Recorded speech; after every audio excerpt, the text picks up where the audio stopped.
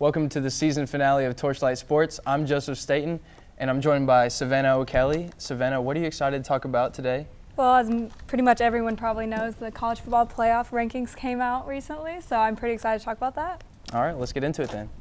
Well, it's been a turbulent couple of weeks in the NBA. Teams are making moves, and unexpected teams are shooting up the rankings, while some presumed favorites are in decline.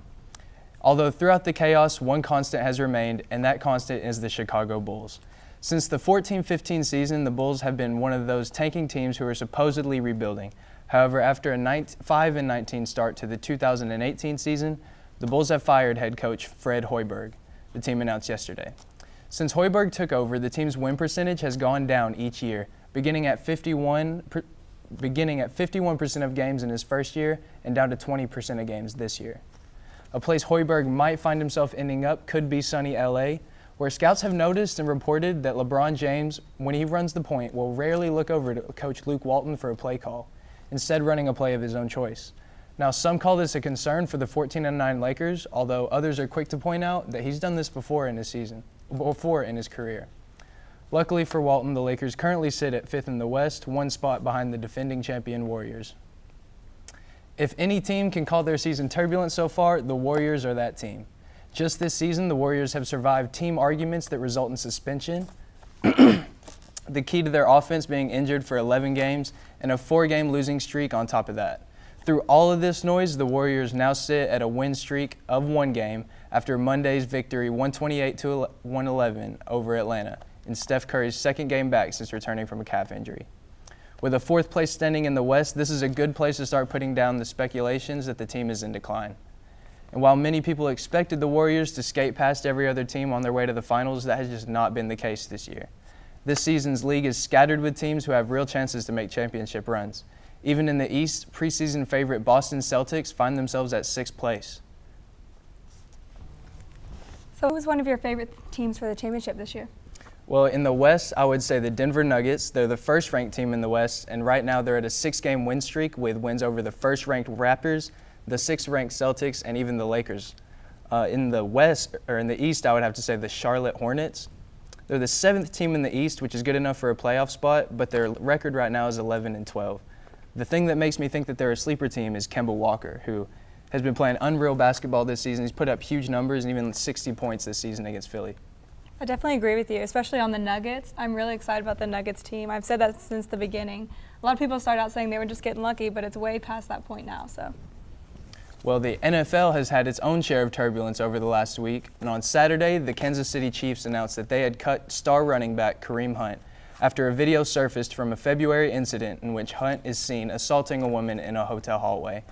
Now, the Chiefs and the NFL had been aware of this incident since it occurred and had made no actions to discipline or suspend Hunt. However, after the video surfaced and people became outraged, the NFL and the Chiefs took reactionary measures by releasing Hunt. Since then, Hunt has went unclaimed on waivers and remains inactive. Another newly inactive NFL employee is former Packers head coach Mike McCarthy. After a 4-7-1 start to the season and a history of not getting along with quarterback Aaron Rodgers, McCarthy was fired after Sunday's loss to the Cardinals. McCarthy spent all 12 years in coaching as a member of the Packers, making the playoffs 9 times and winning the Super Bowl once. On the flip side, someone in the NFL having a fantastic couple of weeks would be Lamar Jackson. In the past 3 weeks, Jackson has played in the place of an injured Joe Flacco and has made the most of his opportunity. While coaching staff continues to work to develop schemes that work for Jackson, the 3-game win streak they're working with can let them at least know they're heading in the right direction. So, Savannah, you got Lamar Jackson playing so well. It makes you think about all the rookies who are standing out this year. Who are some that stand out to you? Well, one really big one that stands out to me is Saquon Barkley. He's got almost 1,000 yards. He just needs about 46 more to hit that 1,000-yard mark, which is remarkable for a rookie. Really big deal. And I think that he just naturally knows what to do on the field, and he's been making these big, amazing plays lately, and he just really impresses me. But another one, though, is the Browns quarterback Baker Mayfield. I'm just really excited with what he's been able to do with the Browns team this year. He's really impressed me. Both of those guys have put up amazing numbers, and then you got Baker Mayfield putting up actual wins for the Browns. It's a good one. Well, the college football season is coming to a close with last week's championship week capping it all off. After thrilling games out of the SEC and other conferences, the college football playoff is set. Alabama leads the ranks, followed by Clemson, then Notre Dame, and finally Oklahoma. And with the end of football, college basketball is picking up steam, especially here in Knoxville. Teams this year are electric, from the Duke Blue Devils, Gonzaga Bulldogs, down to our very own Vols. Top-ranked teams have been putting on shows early in the season. So, first off, do you think there are any teams that got snubbed from the playoff? You know, I know there's been lots of debate about it. My own opinion is that might be a little different from what the playoff committee thinks, but I think that it'd be nice to see Alabama play Georgia again, to be honest. I think that Nick Saban came out and he said that, you know, he doesn't want to play Georgia again. And we all know that Alabama could potentially be win a championship for another year. It'd be interesting to see a team that they're kind of afraid of. I'm not really sure if they're really afraid of any of the top teams right now, but I will say that I think the playoff committee did do a good job and they probably got it right. I would say that Georgia's game against Alabama was their playoff game, kind of. Because like they said, they don't want to play Alabama doesn't want to play Georgia again, and none of the teams that are scared of Alabama want to play the team that Alabama is scared of too. Exactly, so yeah. It's kind of, but that's definitely a team that if you put that in there, it shakes up the mix. And then another team that kind of got snubbed is the 12-0 UCF Golden Knights for the second year in a row. You're right. Second year in a row, 12 wins, no losses, and not even a top 4 ranked team. Yeah, I am wondering when the playoff committee is going to start looking at them and realizing that they might be something, you know? Yeah, it makes you think there might be a little something underlying keeping them out. And then with college basketball, specifically here, is Tennessee a basketball school now? I'm going to go ahead and say possibly, but I'm going to have to say I'm going to wait till the end of the season on that one. Obviously, we're doing amazing. Only lost to number 2 Kansas team that's really good. So we've been really showing out this year, and I just want to see what we keep doing against these other higher-ranking teams. All right. Well, when we get back, we'll wrap it up with double takes and clips of the week. And we're back. So now we're going to move into double takes. So after each question, you'll give an answer, and then I'll give mine, okay? All right, so better QB, OBJ or Eli? I don't know if you can say which one's better, but I will say OBJ is looking pretty good. He definitely has potential to be an amazing quarterback.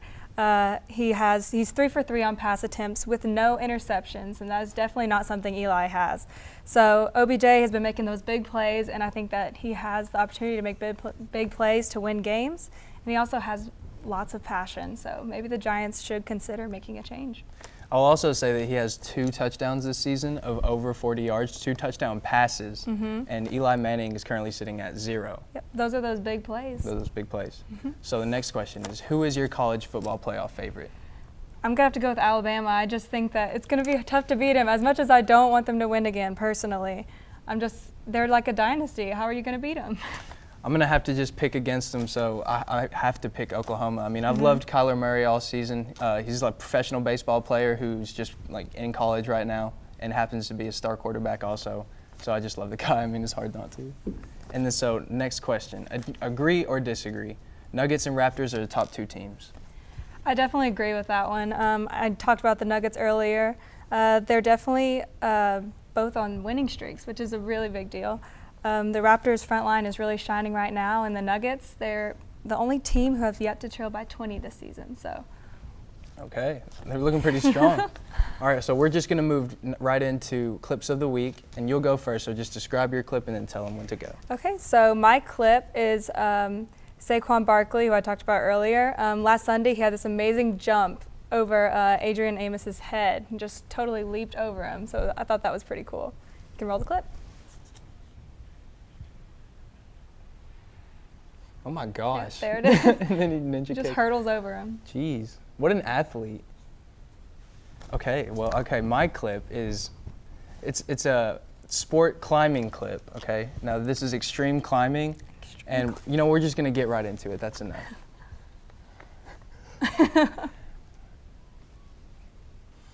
So as you can see, very professional technique, knows where he's going, finds where the climax point is finds his destination.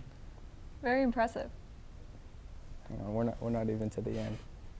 So now that he's there and he went through all that trouble,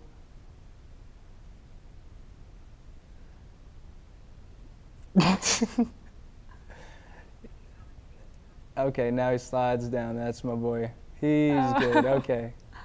Went through all that for nothing.